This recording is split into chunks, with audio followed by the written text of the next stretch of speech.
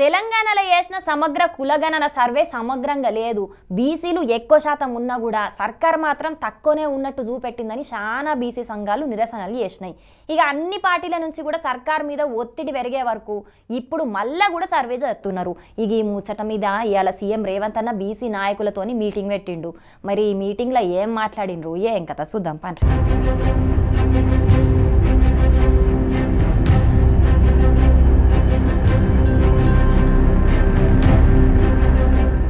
రాహుల్ గాంధీ ప్రధాని అయితే అన్ని రాష్ట్రాల్లో కులగణన జరుగుతుంది. కులగణన జరగకపోతే బీసీలు నష్టపోతారన్న సీఎం రేవంత్ అన్న రాహుల్ గాంధీ ఆశయం కోసమే సమగ్ర కులగణన చేసినామని ఇయాల జరిగిన బీసీ నాయకుల మీటింగ్ లో చెప్పుకొచ్చిండు. ఈ కులగణనతోని భవిష్యత్తులో తెలంగాణ రాష్ట్రం దేశానికే ఆదర్శంగా మారుతుంది అని అన్నాడు. మిగతా రాష్ట్రాలలో మిగతా ముఖ్యమంత్రులందరికీ కూడా విధిలేని పరిస్థితి వస్తుంది. మోడీ గారు కూడా చెయ్యక తప్పని పరిస్థితి కల్పించాలి. అందుకే రాహుల్ గాంధీ గారు మన పార్లమెంట్లో లోక్సభలో బడ్జెట్ సమావేశాల సందర్భంగా మాట్లాడిండు. ఆ తర్వాత బీహార్లో మాట్లాడిండు. దేశం మొత్తం ఈ తెలంగాణలో మోడల్ని రాహుల్ గాంధీ గారు తీసుకొని దేశం మొత్తం నలుమూలలు పర్యటించి డిమాండ్ చేయాలని రాహుల్ గాంధీ గారు కార్యాచరణ తీసుకుంటున్నారు. కాబట్టి ఈ కార్యాచరణతో రాహుల్ గాంధీ గారు ముందుకెళ్తే నరేంద్ర మోడీ గారికి రాజకీయంగా తీవ్రమైన విమర్శను, రాజకీయంగా తీవ్రమైన వ్యతిరేకతను ఎదుర్కోవాల్సిన పరిస్థితి. ఎందుకంటే 12 ఏళ్ళు ప్రధానమంత్రి కూడా ఆయన చేయలేదు. రాహుల్ గాంధీ డిమాండ్ చేస్తున్నాడు. రాహుల్ గాంధీ తెలంగాణలో చేయించిందంటే రేపు దేశంలో ప్రధానమంత్రి 100% రాహుల్ గాంధీ గారు ఇది చేస్తారని ప్రజలకు ఒక్కసారి బలహీన వర్గాలకు నమ్మకం కలిగిందంటే రాహుల్ గాంధీ దేశానికి ప్రధానమంత్రి అవుతాడు. రాహుల్ గాంధీ ప్రధానమంత్రి అయితే మొట్టమొదట నష్టపోయేది నరేంద్ర మోడీ. నరేంద్ర మోడీ గారు పదవి పోతే బండి సంజయ్ది, కిషన్ రెడ్డి ఉద్యోగం ఆటోమేటిక్గా ఊడిపోద్ది. వాళ్ళ ఉద్యోగాల రక్షణ కోసం మన ప్రభుత్వం చేసిన ప్రక్రియను మొత్తాన్ని తప్పుబట్టి దీంట్లో కొంతమంది కొన్ని సంఘాలను, కొంతమంది వ్యక్తులను వాళ్ళకు ఉన్న పరిమితమైన జ్ఞానమో సమాచారం లేకపోవడం వల్లనో వాళ్ళు ఏదేదో మాట్లాడుతున్నారు. దీన్ని తిప్పికొట్టకపోతే, దీన్ని ప్రజలకు వివరించకపోతే, మీరు దీని ఓనర్షిప్ తీసుకోకపోతే కులగణన మీద జరుగుతున్న తప్పుడు ప్రచారాన్ని బీసీ నాయకులే తిప్పికొట్టాలి. ఇక తెలంగాణలో జరిగినట్టే దేశం మొత్తం కులగణన చేయాల్సిన పరిస్థితి వస్తదన్న సీఎం రేవంత్ అన్న ఈ లెక్కలు తేల్చి దేశంలోనే రికార్డు సృష్టించిన అని కూడా చెప్పిండు. నా జీవితంలో ఈ లెక్క చేస్తే రేపు భారతదేశంలో ఎవరైనా ఆనాడు తెలంగాణ రాష్ట్రంలో రేవంత్ రెడ్డి ముఖ్యమంత్రిగా ఉన్నప్పుడు బలహీన వర్గాల లెక్క పక్కా తెలిసిండు. అది నరేంద్ర మోడీ, రాహుల్ గాంధీ గారా, లేకపోతే నేను ఇంకోరా చెప్పట్లేదు. ఎవరైనా ఈ దేశంలో ఒక నివేదిక గురించి చర్చించాలంటే తెలంగాణ రాష్ట్రం గురించి, రేవంత్ రెడ్డి గురించి మాట్లాడాల్సిందే. ఇక బీసీల లెక్కలు తక్కువ చేసి చెప్పింది ఈ ప్రభుత్వం బీసీలకు అన్యాయం చేద్దామని చూస్తున్నదని ఈ నడుమ బీసీ సంఘాల నాయకులు బగ్గనే గరానికత్తున్నారు కదా. అగో గా ముచ్చట్ల గిట్ల అన్నాడు. వాళ్ళేమో మంచోళ్ళు అయిపోయారు. వాళ్ళ సంఘాల మీటింగులు వాళ్ళు పెడితే వాళ్ళ దగ్గర పోయి మనోళ్ళు కూర్చుంటారు. ఇంత కష్టపడి చేసిన రేవంత్ రెడ్డిని విలన్ చేస్తారు. వద్దనేటోడు ఎట్లా వద్దన్నాడు వాడు విలనే. కావాలన్న వాళ్ళకి మీకోసం పనిచేస్తే మీరు కూడా విలన్ గా చూసినాక ఇక ఇది ఎట్లా ముందర పడుతుంది మీరు చెప్పరు నాకు. నేను మీకోసం గింత పని చేసినా నన్ను మీరు విలన్ లెక్క చూస్తున్నారని బాధపడ్డ రేవంత్ అన్న మిగిలిన దేని గురించి నన్ను తిట్టినా మంచిదే గాని బీసీ లెక్కల ముచ్చట్ల మాత్రం మీరంతా నాకు మద్దతు చెయ్యాలని అడిగిండు. 100 ఏళ్లలో జరగని దానిని 100% సరైన లెక్కలను తేల్చినామన్న రేవంత్ అన్న ఈ కులగణనకు చట్టబద్ధత కూడా కల్పిస్తామని ఈ మీటింగ్ లో భరోసా ఇచ్చిండు. చూడాలే మరి రేపట్ల ఈ బీసీల ముచ్చట్ల ఏం జరుగుతుందో.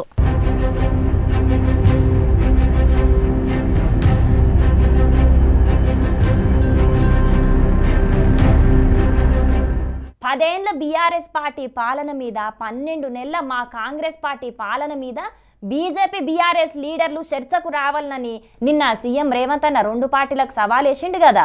ఇక ఆ సవాల్ మీద car party working president KTR అన్న గట్టిగానే కౌంటర్ ఇచ్చిండు. దమ్ముంటే కాంగ్రెస్ పాలన మీద అసెంబ్లీలోనే చర్చ పెట్టాలనే మా సవాల్ను తీసుకోవాలని అన్నాడు. ఇంకేం మాట్లాడిండో మీరు కూడా ఇని రాపోరు.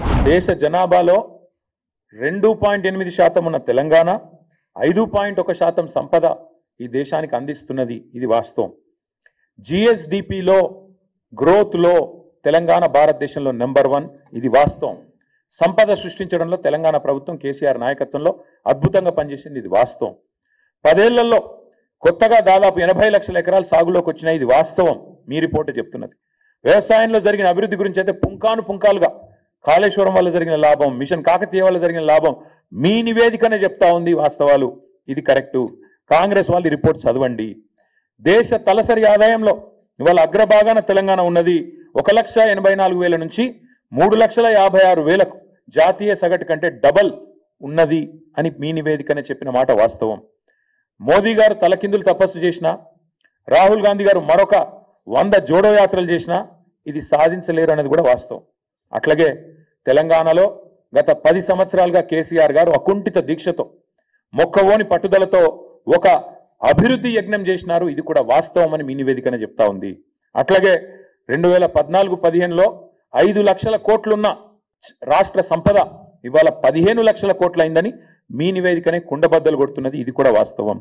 10 ఏళ్ల కిందట ధాన్యం ఉత్పత్తి 68 లక్షల టన్నులుంటే ఈరోజు 2.60 లక్షల కోట్లు అంటే 260 లక్షల టన్నులుగా పెరిగింది అని మీ నివేదికనే చెప్తున్నది. ఓ ఇట్లా కారు పార్టీ సర్కారు ఉన్నప్పుడు అభివృద్ధి ఎంత జరిగిందనే వివరాలన్నీ బయట పెట్టిండు. అది కూడా ఇప్పుడున్న కాంగ్రెస్ పార్టీ సర్కారు విడుదల చేసిన నివేదికలనే ఇవన్నీ వివరాలు ఉన్నాయని చెప్పుకొచ్చిండు. ఈ నివేదికలో స్పష్టంగా చెప్పారు, రాష్ట్ర తలసరి ఆదాయం 2014లో 10వ స్థానంలో ఉంది భారతదేశంలో మన రాష్ట్రం.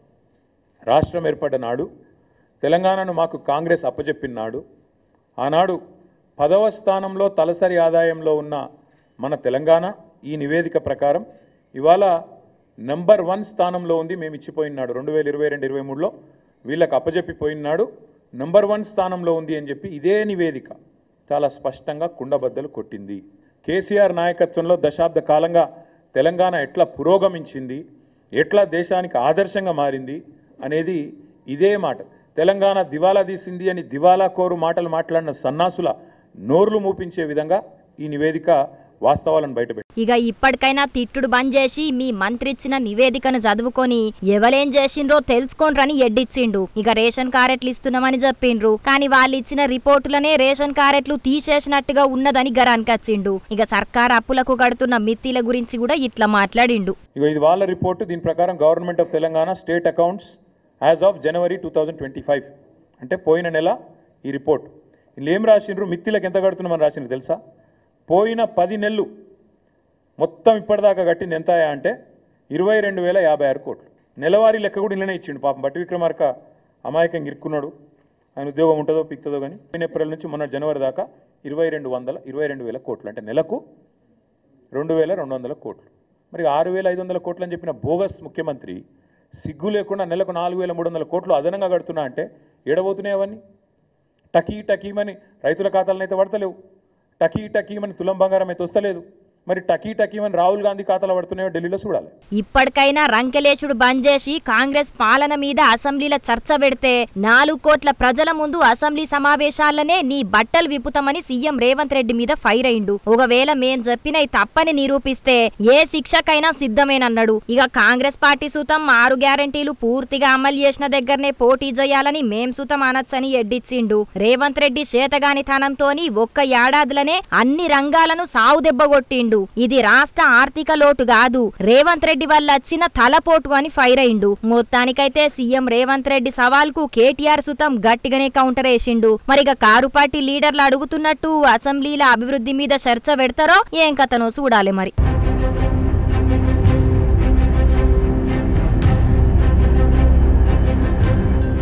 నాగర్ కర్నూలు జిల్లా దోమలపెంట దగ్గరలా ఎస్ఎల్బీసీ సొరంగ పనులు జరుగుతున్నాయి కదా.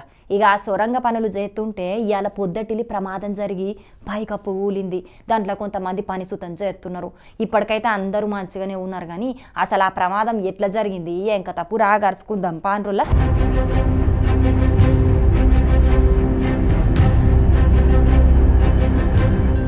ఎస్ఎల్బీసీ సొరంగంలో ప్రమాదం జరిగిందని తెలవంగానే మంత్రి ఉత్తమ్ కుమార్ రెడ్డి అక్కడికి పోయి ప్రమాదం ఎట్లా జరిగింది, లోపట చిక్కుకుపోయినోళ్లను ఎట్లా బయటికి తీసుకురావాలి అనే దానికి అధికారులతోని చర్చించిండు.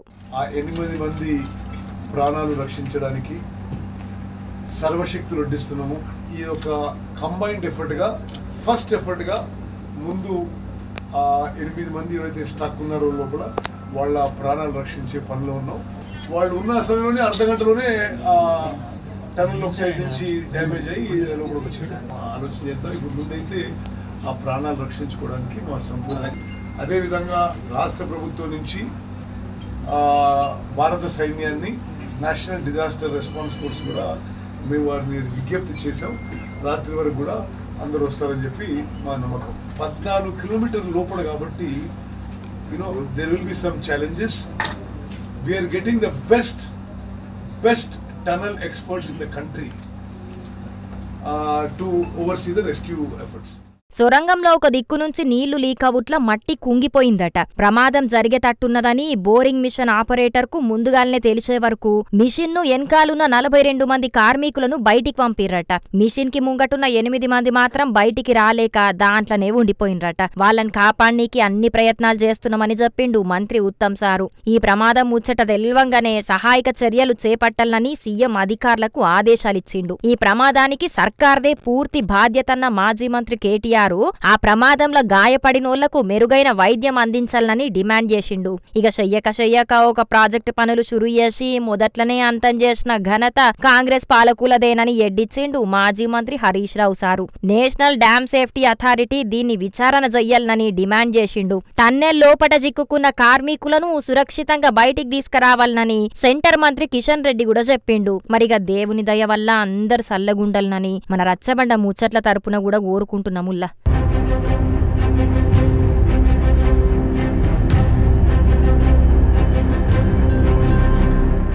దునియా మీద కష్టాలు ఎక్కువ ఉన్నోళ్ళు ఎవరన్నా ఉన్నారంటే అది రైతులే అనే పరిస్థితి ఉన్నదుల్లా. పంట వండియనికి రైతులు దేనికోసమైనా యుద్ధం చేయాల్సిన పరిస్థితి మోపైతున్నది. పాపం యూరియా కోసం రైతులు పడుతున్న తిప్పలు చిన్నగా లెవ్వుల్లా. ఇక చూడుండ్రి మీరు కూడా అదే.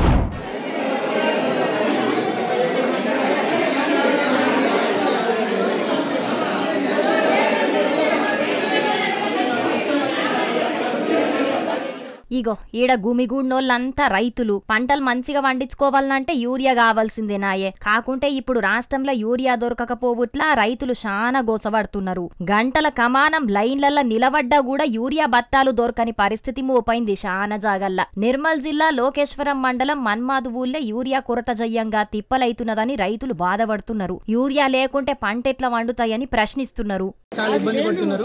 రొద్దు నుంచి భార్య భర్తలు ఇద్దరు లైన్లో పడుతున్నారు. పొద్దున 6 గంటలకు వచ్చి ఇప్పుడు 12 అవుతుంది టైము. ఇంతవరకు కూడా లైన్లో ఉంటున్నారు. పిల్లలకు కష్టమవుతుంది. మరి ఇంకోటి ఏంటంటే గత ప్రభుత్వం ఉన్న దాంట్లో యూరియా బాగుండే. ఈ ప్రభుత్వం వచ్చేసి నుంచి యూరియా అసలు కొరత బాగుంటుంది. ఒక లోడ్ వస్తున్నది, 2-3 యూరియాలు ఇస్తారంటున్నారు. అక్కడనేమో వ్యవసాయ పెట్టుబడికేమో సరిపోతలేదు యూరియా. కాబట్టి దీన్ని గమనించి రైతులకు తగినంత యూరియా ఇవ్వాల్సిందిగా ప్రభుత్వాన్ని కోరుతున్నారు. ఇన్నరా పాపం మాలుమగలిద్దరచ్చి లైన్ల నిల్చున్నా కూడా సరిపోయినంత యూరియా ఇత్తలేరట. పొద్దటి సంది తిండి తిప్పలు లేకుండా పడిగాపులు కాసినా కూడా పాయిదా లేకుండా పోతున్నది. సర్కారు ఇప్పటికైనా మాకు సరిపోయినంత యూరియా సరఫరా చెయ్యాలని డిమాండ్ చేస్తున్నారు అక్కడి రైతులు. ఎరువులు అందక రైతులు ఆందోళన వ్యక్తం చేస్తున్నారు. గత ప్రభుత్వము సరిపడా ఎరువులు ఇచ్చిన తర్వాత ఈ కాంగ్రెస్ గవర్నమెంట్లో ఒక లోడ్ వచ్చి 100 మంది 200 మంది రైతులు లైన్లో క్యూ కడుతున్నారు. దీన్ని ప్రభుత్వం దృష్టికి తీసుకెళ్ళి రేవంత్ రెడ్డి గారు కానీ ఇప్పుడున్న తుమ్మల నాగేశ్వరరావు వ్యవసాయ శాఖ మంత్రి గారు దీన్ని గమనించి రైతులకు సరిపడా ఎరువులు ఇవ్వాలని కోరుచున్నాం. వ్యవసాయ మంత్రి తుమ్మల సారు, ముఖ్యమంత్రి రేవంత్ సారు ఇన్నరు కదా రైతుల బాధ. జర యూరియా సరిపోయినంత ఇచ్చి మా రైతుల తిప్పలు తీరువుండ్రి. అయినా మేమేమన్నా ఉచితంగా ఇయ్యమంటున్నామా? పైసలకే ఇయ్యమన పడితిమి. అట్లా కూడా మీరు ఇయ్యకుండా మీరేం చేస్తున్నట్టో ఏం పాడో. మైకుల ముంగట్కొచ్చి స్పీచ్లు దంచుడు కాదు. మీకు నిజంగా రైతుల మీద ప్రేమ ఉంటే రైతుల తిప్పలు తీరవాలని డిమాండ్ చేస్తున్నారు. ఇది ఇట్లుంటే గిడ చూడుండ్రి.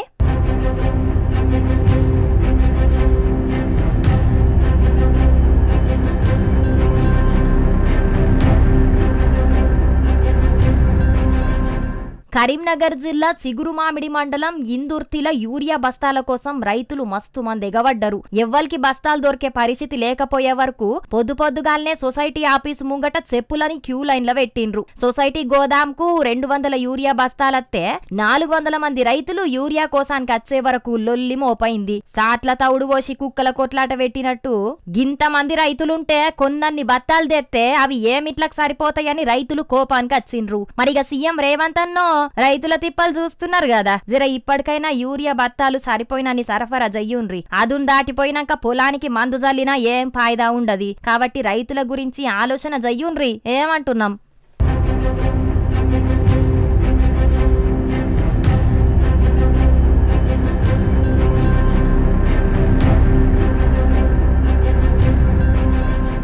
ఈ నడుమ లీడర్లు కలెక్టర్లు పిల్లల చదువుల మీద బగ్గనే శ్రద్ధ పెడుతున్నారని మన రచ్చబండ ముచ్చట్లలో కూడా చెప్పుకుంటున్నాం కదా.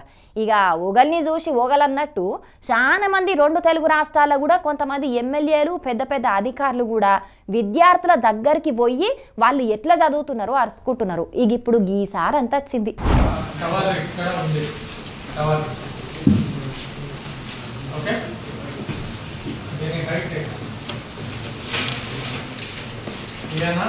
ఈ పాయింట్ నుంచి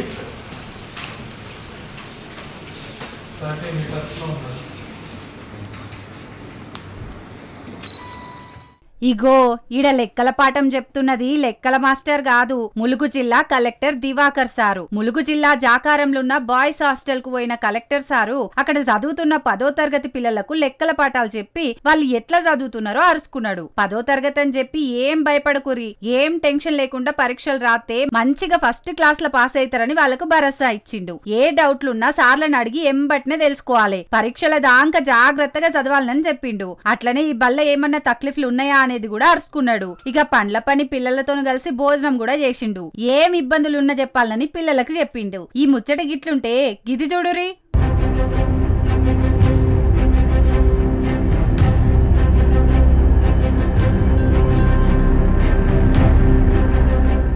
ఏందిది పిల్లలతోనే పని చేయిస్తున్నారు?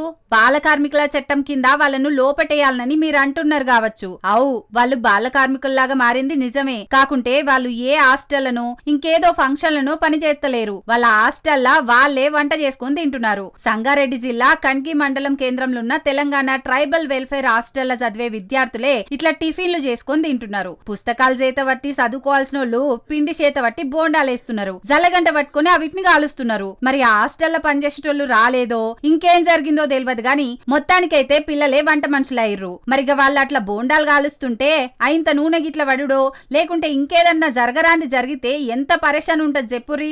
ఏం సర్కార్ స్కూళ్ళల్లో చదివినంత మాత్రాన అన్ని పనులు వాళ్లే చేసుకోవాలనా? నరి గింత కూడా బాధ్యత లేకుండా పనిచేస్తారా అక్కడి సార్లని గరానికత్తున్నారు ఈ ముచ్చట తెలిసిన పిల్లల తల్లిదండ్రులు. అయ్యా సీఎం సారు, చదువుల మంత్రిగా మీరే ఉన్నారు కాబట్టి జరా సర్కార్ స్కూళ్ళల్లో పిల్లలు ఎట్లా చదువుతున్నారు, వాళ్ళకేం సౌలతులు ఉన్నాయనేది కనీసానికి 6 నెలల కోపారన్న అధికారులతోని మాట్లాడి తెలుసుకోండ్రి. అంతేగాని ఇట్లా పని లేనట్టు చేస్తే పిల్లల చదువులు ఆగమైతాయని గరానికొత్తున్నారు సర్కార్ స్కూళ్ళల్లో పిల్లలు. అవి కూడా చూశారుగా.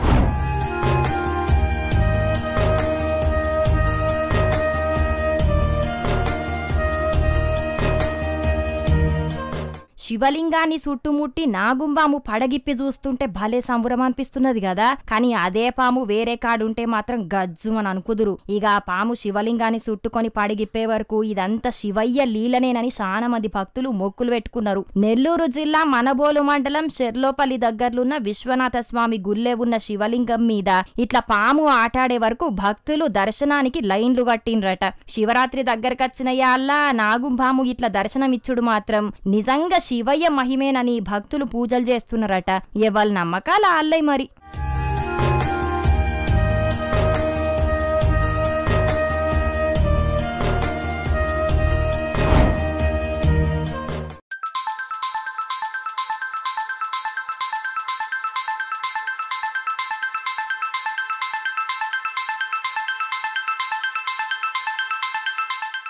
ప్రయాగరాజులో జరుగుతున్న మహాకుంభమేళకు ఇప్పటికే 50 కోట్లకు మీదనే భక్తులు పోయి పుణ్యస్నానాలు చేసిండ్రు. ఇంకా పోయేటోళ్ళు కూడా బగ్గమందే ఉన్నారు. కానీ జైళ్లల్లో శిక్ష అనుభవిస్తున్నోళ్ళు త్రివేణి సంగమంలో తానం చెయ్యలేరు కాబట్టి వాళ్ళ కోసానికి ఉత్తరప్రదేశ్ సర్కార్ గొప్ప పనే ముంగటేసుకున్నది. రాష్ట్రంలో ఉన్న అన్ని జైళ్లకు మహాకుంభమేళ నుంచి పవిత్రమైన నీళ్లను అయ్యవార్లతోని పూజలు చేయించి మరీ తీసుకుపోయినరు. కలశాలలో తీసుకుపోయిన ఆ నీళ్లను అన్ని జైళ్లలో ఖైదీలు తానం చేసే నీళ్లలో కలిపిండ్రు. అట్లా జైలు శిక్ష అనుభవిస్తున్న 90,000 మంది ఖైదీలకు అమృత జల స్నానం కలిగే భాగ్యాన్ని ప్రసాదించినమని ఉత్తరప్రదేశ్ జైళ్ల శాఖ మంత్రి దారాసింగ్ చౌహాన్ చెప్పుకొచ్చిండు. ఇట్లా వాళ్ళ లోపట ఆధ్యాత్మిక చింతన పెంచితే వాళ్ళు మంచిగా మారతారని అనుకుంటున్నారట. కానీ మొత్తానికైతే భలే ఇకమతి చేసింది పోన్రి ఉత్తరప్రదేశ్ సర్కారు. మరి వీళ్ళు చేసిన కార్యాన్ని ఆదర్శంగా తీసుకొని కడమ రాష్ట్రాలున్న జైళ్ల శాఖ అధికారులు కూడా ఈ పని ముంగటేసుకుంటారో చూడాలి మరి.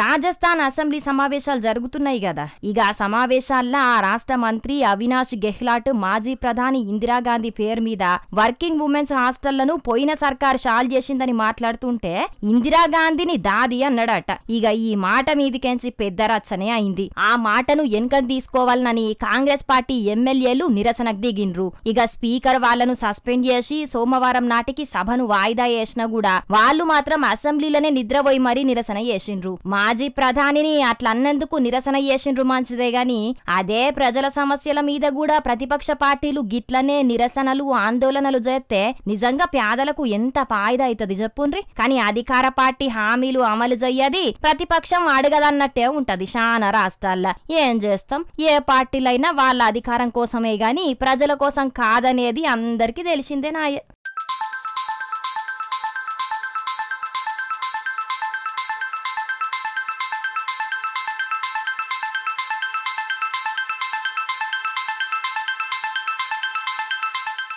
లగ్గం అందరు లెక్క చేస్తే ఎవరు మాట్లాడుకుంటారు? మన గురించి అందరు మాట్లాడుకోవాలంటే ఏదన్నా ఎరైటీగా ఉండాలనుకున్నట్టు ఉన్నారు. ఏకంగా పెండ్లి కాన్వాయ్ కోసానికి బుల్డోజర్లనే పెట్టిండు పెండ్లి వీళ్ళ తండ్రి. లగ్జరీ కార్లు గుర్రపు బగ్గీలతోని పెండ్లి పిల్లగాన్ని అందరు తీసుకుపోతారు. కానీ మనది మాత్రం కొంచెం వేరే ఉండాలని అల్లుని కోసానికి ఏకంగా బుల్డోజర్ల కాన్వాయ్నే ఏర్పాటు చేసిండు అన్నట్టు. ఇది కూడా బుల్డోజర్లకు పేరు పోయిన ఉత్తరప్రదేశ్ లో జరిగింది. 12 బుల్డోజర్లతోని ఏర్పాటు చేసిన కాన్వాయ్ వీడియో ఇప్పుడు సోషల్ మీడియాలో బుల్డోజర్ అంతా స్పీడ్ గా వైరల్ అవుతున్నది. ఏం చేస్తాం, ఒక్కొక్కళ్ళు ఒక్కో తీరుగా కార్యక్రమాలు చేస్తుంటారు. అట్లా కొత్త కొత్త ఆలోచనలతోని వారి వా అనేటట్టు చేస్తున్నారు కొందరి నడుమ.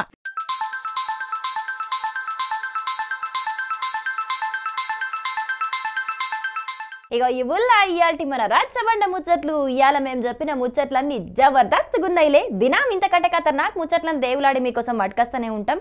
కాబట్టి మన రాజ్ న్యూస్ ఛానల్ను మరవకుండా చూస్తూనే ఉండుర్రి. సరేనా? ఉంటాం. మళ్ళా నమస్తే.